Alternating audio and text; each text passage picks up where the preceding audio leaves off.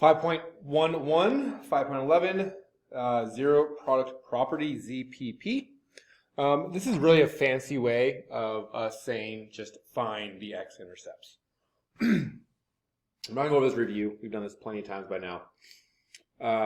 So if you look at Model A, solve equation, the only difference between this equation and what we've been working with is that what we equal is different. Typically, it's saying y equals all this, or all this equals y. Also of note that we are in standard form here, not factored form. So when it equals 0, what we need to do is we need to factor it, which we've been doing, and then we set each of our binomials. So this is a binomial and a binomial. We just do each one and set it to equal 0, and then we solve for whatever x is. It's the exact thing we've been doing, especially when we solve for our x-intercepts. It's just a fancy way of saying it. So first we need to factor this. See if there's a great common factor in 3, 8, and 4. There is not. So we'll go straight into our box and draw our cross. First box is 3x squared. Last box is 4. This is a times c, and b down here. A value is 3. C value is 4, so A times C is 3 times 4, which equals 12. B value is 8. Now we need to go through and create a factor tree of 12. 1, 12, 2, 6, 3, and 4. Now we need to figure out which of these pairs of factors we're going to use. Looking at our standard form equation, our back number is positive. So we know they're either both positive or both negative. Because this is positive, we know we're both positive. So looking at our numbers here, which of these adding up will equal 8? 1 and 12 equals 13. 2 and 6 equals 8. So we have 2 and 6. These numbers go here, numbered in either order. And then we're going to factor going up. So what can we pull out of 3 and 6?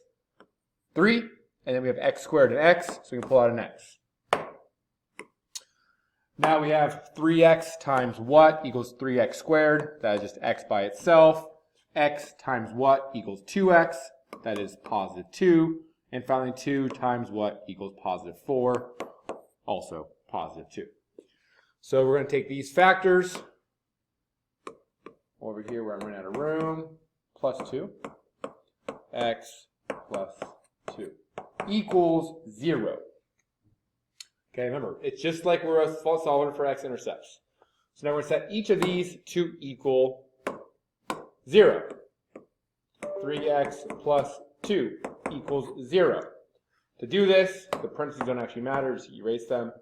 We are going to first subtract 2 from both sides. So we get 3x, actually I've got in red. So 3x equals negative 2. And the last thing we need to do is divide this by 3. And we get x equals negative 2/3. And then the other one, x plus 2 equals 0. So if we have x plus 2 equals 0, we subtract 2 from both sides, and we get x equals negative 2. So we solve the equation when it equals 0. We have also found our x-intercepts at negative 2/3 and at negative 2. Model B is the exact same thing. The only difference is instead of it equaling 0, it equals 15. We want it to equal 0. So the first thing we're going to do is subtract that 15 from both sides. So we end up with 2x squared minus 13x minus 15 equals 0. And now we can factor this. Check to see if there's a great common factor that can come out. 2, 13, and 15. Nothing goes into all three of those besides 1. So we go straight into this process. A times C is negative 30, and our B value is negative 13. factor tree of negative 30. So we know 1's going to be negative, 1's going to be positive.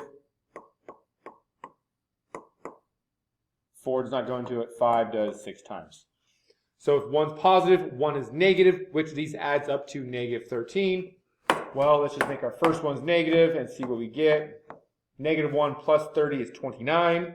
Negative 2 plus 15 is 13. Okay, well, we're looking for negative 13, so let's flip these. Now, positive 2 minus 15 equals negative 13. So positive 2, negative 15. So 2x, negative 15x, factoring going up. 2 and 15, the only thing that can come out is the x. And then x times what is 2x squared, that is 2x. 2x times what is 2x, that is positive 1. 1 times what equals negative 15, that is negative 15. Erase some of my old work for more space. So we have two binomials, x plus 1 times 2x minus 15. Now this one's easy. X plus 1 equals 0 means that our x is going to be negative 1. Negative 1 plus 1 is 0. 2x minus 15. We have to get the 15 moved over first, so we add 15 to both sides. So 2x equals positive 15. And then we divide both sides by 2. So 15 over 2, or 7.5. Done.